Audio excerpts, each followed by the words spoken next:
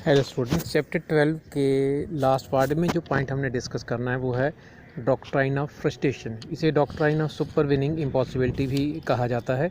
Doctrine of frustration का मतलब होता है कि जिस समय कई बार जब हम कॉन्ट्रैक्ट करते हैं, उस कॉन्ट्रैक्ट में जो टर्म्स एंड कंडीशन हम तय करते हैं, जो हमारा सब्जेक्ट मैटर होता है, जो हमारे प्रॉमिसेस होते हैं, उनको पूरा किया जाना पॉसिबल होता है। उसमें किसी तरह की कोई दिक्कत नहीं होती है, उसमें किसी तरह की कोई कॉम्प्लिकेशन नहीं होती है, लेकिन उस कॉन्ट्रैक्ट के पूरा होने में कई बार समय होता है।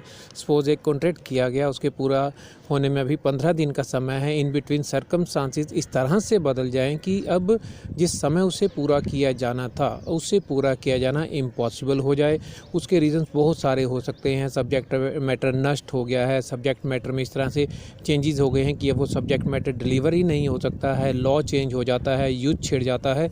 तो वो चीज़ें जब हम डिस्कस करते हैं तो वो ऐसी चीज़ें हैं कि जिस पर हमारा कोई बस नहीं होता है, जिस पर हमारा कोई कंट्रोल नहीं होता है, और उस समय अगर हम उस कॉन्ट्रैक्ट को पूरा करना भी चाहें तो भी हम पूरा नहीं कर सकते हैं। लेकिन हमारी इंटेंशन मैलिफाइड नहीं होती है, हमारी इंटेंशन गलत नहीं होती है, तो वहाँ पर डॉक्ट्राइन ऑफ फ्रस्ट्रेशन अप्लाई होता है, doctrine of supervening impossibility apply हो जाता है, और उस वजह से वो कॉन्ट्रैक्ट डिस्चार्ज हुआ, समाप्त हुआ या ख़त्म हुआ मान लिया जाता है। और दोनों पार्टीज़ को एक दूसरे के अगेंस्ट किसी तरह का कोई लीगल एक्शन लेने का भी अधिकार नहीं मिलता है, क्योंकि उसमें जो कॉन्ट्रैक्ट ख़त्म हुआ है वो डॉक्ट्राइन, एक सिद्धांत जो लॉ ने हमें कहा है उसके एप्लीकेबल होने की वजह से ख़त्म हो रहा है। हम जानबूझकर उस कॉन्ट्रैक्ट को पूरा करने से मना नहीं कर रहे हैं, हमारी इंटेंशन मैलिफाइड नहीं है। लेकिन उसके लिए कुछ शर्तें हैं। वो शर्तें क्या होती हैं? इंडिया में जब हम डॉक्ट्राइन ऑफ फ्रस्ट्रेशन के अप्लाई होने की बात करते हैं तो बेसिक कंडीशन ये है कि जब कॉन्ट्रैक्ट हुआ होता है उस समय वो पूरी तरह से वैलिड होना चाहिए, और अभी उसके पूरा होने में कुछ समय है या उसके कुछ हिस्से के पूरा होने में कुछ समय है, और उसके पूरा होने से पहले सर्कमस्टांसेस बदल जाते हैं। सर्कमस्टांसेस जो बदलते हैं उनमें उनके बदलने पर किसी का भी कंट्रोल नहीं होता, और उन सर्कमस्टांसेस के बदलने के बाद अब उस कॉन्ट्रैक्ट को पूरा किया जाना पॉसिबल रह ही नहीं जाता। हम चाहें तो भी उस कॉन्ट्रैक्ट को पूरा नहीं कर सकते हैं। तो वहाँ पर डॉक्ट्राइन ऑफ सुपरवीनिंग इम्पॉसिबिलिटी या डॉक्ट्राइन ऑफ फ्रस्ट्रेशन अप्लाई होगा, अदरवाइज वो अप्लाई नहीं होगा। अब इसमें हमें जो नेक्स्ट पॉइंट डिस्कस करना है कि वो कौन कौन से सर्कमस्टांसेस हैं जहाँ पर doctrine of supervening impossibility apply होता है। उसके लिए हमारा हेडिंग है cases where the doctrine of supervening impossibility applies. वो कौन कौन से सर्कमस्टांसेस हैं जहाँ पर ये रूल अप्लाई होता है। वो पहला हमारा जो रूल है, पहली जो हमारी सिचुएशन है वो है डिस्ट्रक्शन ऑफ सब्जेक्ट मैटर। अगर उस कॉन्ट्रैक्ट का सब्जेक्ट मैटर ही नष्ट हो जाता है। एक फंक्शन के लिए आपने पार्टी हॉल बुक किया, जिस दिन पार्टी थी उससे कुछ समय पहले उस एरिया में भूकंप आ गया, पार्टी हॉल डैमेज हो गया, सब्जेक्ट मैटर नष्ट हो गया। एक शिप से आपका सामान आ रहा है जो आपने पार्टी को डिलीवर करना था, शिप जो है वो रास्ते में समुद्र में डूब जाता है, सब्जेक्ट मैटर नष्ट हो गया। यहाँ हमारे में से किसी की भी कोई गलती नहीं है, लेकिन हम चाहें तो भी उस कॉन्ट्रैक्ट को पूरा नहीं कर सकते हैं, तो वहाँ ये रूल अप्लाई हो जाएगा और वो कॉन्ट्रैक्ट समाप्त हुआ मान लिया जाएगा। उसे पूरा करने की कोई भी ज़रूरत नहीं होगी, और दूसरी पार्टी को हमारे अगेंस्ट किसी तरह का कोई भी लीगल एक्शन लेने का अधिकार भी नहीं मिलेगा। नेक्स्ट इसमें एक पॉइंट आता है पर्सनल इनकैपेसिटी और डेथ। कई बार जो कॉन्ट्रैक्ट किया जाता है वो इस वजह से किया जाता है कि हम दूसरे पर्सन के कैलिबर पर, उसके स्किल पर, उसकी प्रोफेशनल नॉलेज पर डिपेंड करते हैं, हम उसका फ़ायदा उठाना चाहते हैं। लेकिन जिस समय वो कॉन्ट्रैक्ट पूरा होना होता है, वो पर्सन जिसके साथ ये कॉन्ट्रैक्ट किया गया है उसकी डेथ हो जाती है, वो पर्सनल इनकैपेसिटी की सिचुएशन में चला जाता है, वो चाहे तो भी उस कॉन्ट्रैक्ट को पूरा कर ही नहीं सकता है, तो वो कॉन्ट्रैक्ट सुपरवीनिंग इम्पॉसिबिलिटी की कैटेगरी में चला जाएगा। एक डॉक्टर ने ऑपरेशन करना था, डॉक्टर की डेथ हो गई, तो उस केस में डॉक्टर के साथ किए गए सारे कॉन्ट्रैक्ट बाय डिफ़ॉल्ट ख़त्म हो जाएंगे। एक पेंटर ने पेंटिंग बनानी थी, पेंटर का हाथ में फ्रैक्चर हो जाता है, वो चाहे तो भी इस कॉन्ट्रैक्ट को पूरा नहीं कर सकता है। तो ये जो चीज़ें हैं, जहाँ स्किल की बात है, जहाँ नॉलेज की बात है, जहाँ उसके प्रोफेशनल कैलिबर की बात है, जहाँ उस कॉन्ट्रैक्ट को उसके बिहाफ पर उसका लीगल रिप्रेजेंटेटिव, उसका एजेंट या उसका मैनेजर पूरा कर ही नहीं सकता, तो डेथ या इनकैपेसिटी की सिचुएशन में वो कॉन्ट्रैक्ट ख़त्म हो जाएगा। लेकिन पर्सनल इनकैपेसिटी का मतलब पर्सनल इनकैपेसिटी ही होना चाहिए, वहाँ बहानेबाजी को इस कैटेगरी में शामिल नहीं किया जाता। फिर एक पॉइंट आता है इसमें चेंज इन लॉ।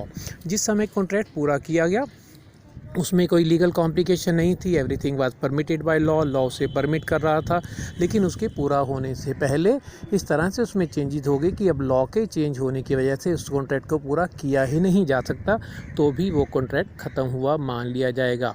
आपको एक पर्सन ने सामान इंपोर्ट करके देना था, इन बिटवीन समय था, लेकिन सरकार ने उस देश से ट्रेडिंग रिलेशंस को ख़त्म कर दिया, उस देश को शत्रु देश घोषित कर दिया, तो वहाँ पर क्या होगा, लॉ के एप्लीकेबल होने की वजह से अब उसे पूरा किया जाना इम्पॉसिबल हो जाएगा और वो कॉन्ट्रैक्ट इम्पॉसिबल वाली, सुपर विनिंग इम्पॉसिबिलिटी वाली कैटेगरी में चला जाएगा। एक सिचुएशन हो सकती है आउटब्रेक ऑफ वार, युद्ध छिड़ जाना, दो देशों में बिजनेस रिलेशंस थे, लेकिन किसी टेक्निकल वजह से या किसी ऐसी वजह से उन देशों में युद्ध छिड़ गया कि अब वो देश शत्रु देश घोषित कर दिए जाते हैं आपस में एक दूसरे के, तो वहाँ युद्ध छिड़ जाने की सिचुएशन में जो भी कॉन्ट्रैक्ट उनके थे वो सारे के सारे पूरे किए जाने वाली कैटेगरी में नहीं रहेंगे। एक सिचुएशन हो सकती है non occurrence of an event, एक इवेंट होना था जिसकी वजह से कॉन्ट्रैक्ट हुआ, लेकिन वो इवेंट ही कैंसिल कर दिया गया, वो इवेंट अब हो ही नहीं रहा है, तो भी वो कॉन्ट्रैक्ट सुपर विनिंग इम्पॉसिबिलिटी की वजह से ख़त्म हुआ मान लिया जाएगा। तो ये वो सिचुएशन है जहाँ पर सुपर विनिंग इम्पॉसिबिलिटी अप्लाई होता है।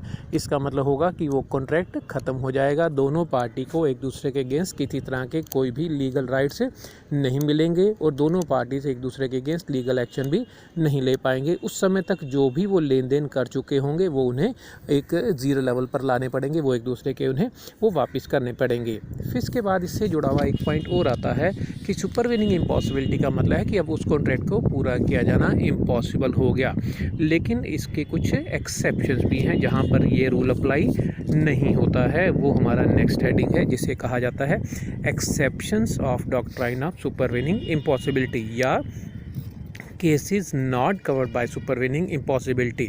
लॉ ये कहता है कि इम्पॉसिबल का मतलब इम्पॉसिबल होता है, आप इम्पॉसिबिलिटी को बहाने के रूप में यूज़ नहीं कर सकते हैं। कमर्शियल प्रॉब्लम्स अगर होती हैं, कमर्शियल टेक्निकल दिक्कतें अगर होती हैं तो वो इम्पॉसिबिलिटी नहीं है। तो वो सर्कमस्टांसिस कौन कौन से हैं जहाँ पर सुपरविनिंग इम्पॉसिबिलिटी अप्लाई नहीं होगा? उसमें पहला है difficulty in performance. Difficulty in performance का मतलब आपने कंपनी को ऑर्डर प्लेस किया कि वो आपको 20 लाख का सामान भेजेगी, कंपनी ने यस कर दिया, एवरीथिंग वाज डिसाइडेड, सब कुछ ब्लैक एंड वाइट में था, इन राइटिंग था, लेकिन इन बिटवीन कंपनी ने जो सामान आपको बना करके देना था उनके रॉ मटेरियल का प्राइस बढ़ गया। अब कंपनी ये कहे कि नहीं हम उस कीमत पर आपको नहीं दे सकते, हमारे लिए बहुत मुश्किल हो जाएगा, तो उसे कमर्शियल इम्पॉसिबिलिटी नहीं माना जाएगा, उसे बहाना नहीं माना जाएगा, उसमें उनके एरिया में उसे बहाना माना जाएगा। उस एरिया में स्ट्राइक होगी, लेबर उनको परेशान कर रही है, तो ये चीज़ें हर बिज़नेस में होती हैं, लेकिन इनकी वजह से उनकी लायबिलिटी कम नहीं होगी, उन्हें वो कॉन्ट्रैक्ट कंपनी को पूरा करना ही होगा, क्योंकि ये सुपर विनिंग इम्पॉसिबिलिटी नहीं है, ये दूसरी तरह की दिक्कतें हैं। नेक्स्ट है कमर्शियल इम्पॉसिबिलिटी का मतलब आपने ऑर्डर प्लेस कर दिया, कंपनी कहते कि हमारे यहाँ लेबर की स्ट्राइक हो गई है, हमारे यहाँ ट्रांसपोर्ट की स्ट्राइक हो गई है, हमारे यहाँ जो मौसम है वो ठीक नहीं है, तो ये कमर्शियल इम्पॉसिबिलिटीज़ हैं, ये कमर्शियल प्रॉब्लम्स हैं, इन्हें हम कमर्शियल इम्पॉसिबिलिटी वाली कैटेगरी में शामिल नहीं करेंगे, ये सुपर विनिंग इम्पॉसिबिलिटी में तो कभी भी कवर नहीं होती हैं। इसी तरह से impossibility due to failure of a third party, company ने सामान बना के देना था, कंपनी ने आउटसोर्स करनी थी, यानी कि उसने थर्ड पार्टी से कुछ सामान तैयार करवाना था, फिर हमें डिलीवर करना था, थर्ड पार्टी के साथ उनके कुछ रिलेशंस ख़राब हो गए, अब कंपनी कहे कि उससे हमें सामान नहीं मिल रहा तो हम आपको नहीं दे सकते हैं, तो ये भी सुपर विनिंग इम्पॉसिबिलिटी नहीं होगी।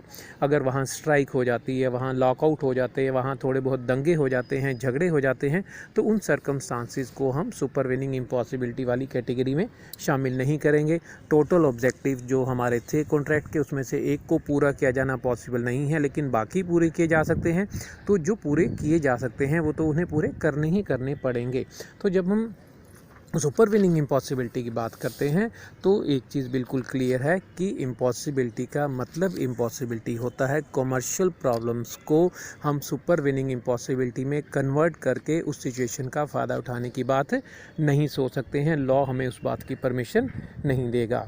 नेक्स्ट जो इस चैप्टर का लास्ट पॉइंट है वो है effect of impossibility. Effect of impossibility का मतलब कि अगर एक कॉन्ट्रैक्ट सुपर विनिंग इम्पॉसिबिलिटी की वजह से डिस्चार्ज हो गया, ख़त्म हो गया, समाप्त हो गया, तो उसका टोटल कॉन्ट्रैक्ट पर क्या इफ़ेक्ट पड़ेगा वो हमें यहाँ पर एक्सप्लेन करना है। सबसे पहला इफ़ेक्ट क्या पड़ेगा, कॉन्ट्रैक्ट बिकम वाइड, वो कॉन्ट्रैक्ट वाइड हो जाएगा, व्यर्थ हो जाएगा, उसका किसी तरह का कोई भी लीगल इम्पैक्ट दोनों में से किसी भी पार्टी पर नहीं पड़ेगा, दोनों को एक दूसरे के अगेंस्ट किसी तरह की कोई लीगल राइट्स नहीं मिलेंगे, कोई उन्हें लीगल तरीके से कंपनसेशन वसूल करने का अधिकार नहीं मिलेगा। नेक्स्ट है कंपनसेशन। अगर सुपरवीनिंग इम्पॉसिबिलिटी अप्लाई होता है तो किसी भी पार्टी को दूसरी पार्टी से कंपनसेशन वसूल करने का कोई भी अधिकार नहीं मिलता है। फिर इसके बाद इसमें जो लास्ट पॉइंट आता है वो है उसे बोला जाता है रेस्टिट्यूशन, प्रत्यावस्थापन। रेस्टिट्यूशन का मतलब होता है कि अगर कॉन्ट्रैक्ट को पूरा किया जाना इम्पॉसिबल हो गया है तो उस स्टेज तक जो लेन देन, जो कागजी कार्रवाई वो कर चुके हैं उन्हें उससे ज़ीरो लेवल पर लाना पड़ेगा। जो लेन देन हो चुका है वो उन्हें वापस करना पड़ेगा। ज़ीरो लेवल पर लाने का मतलब कि अब वो पहले वाली स्थिति में आ जाएंगे, उस स्थिति में कि जैसे वो कॉन्ट्रैक्ट हुआ ही नहीं था। तो इस तरह से इम्पॉसिबिलिटी के इफ़ेक्ट होते हैं जो आपको एक्सप्लेन करने हैं। तो ये था हमारे इस चैप्टर का लास्ट पार्ट, जिसे हम डॉक्ट्राइन ऑफ सुपरवीनिंग इम्पॉसिबिलिटी या डॉक्ट्राइन ऑफ फ्रस्ट्रेशन कहते हैं कि वो क्या है और वो सुपरवीनिंग इम्पॉसिबिलिटी कब अप्लाई होता है, सुपरवीनिंग इम्पॉसिबिलिटी का एक्चुअल में क्या मतलब है, वो कौन कौन से एक्सेप्शनल सर्कमस्टांसेस हैं जहाँ पर ये अप्लाई नहीं होता है, और अगर इम्पॉसिबिलिटी अप्लाई होती है तो उसका कॉन्ट्रैक्ट पर क्या इफ़ेक्ट पड़ता है। लेकिन इम्पॉसिबिलिटी का मतलब इम्पॉसिबिलिटी होता है, कमर्शियल प्रॉब्लम्स को हम असंभवता इम्पॉसिबिलिटी नहीं मान सकते हैं। So this is all about chapter number 12. Thank you.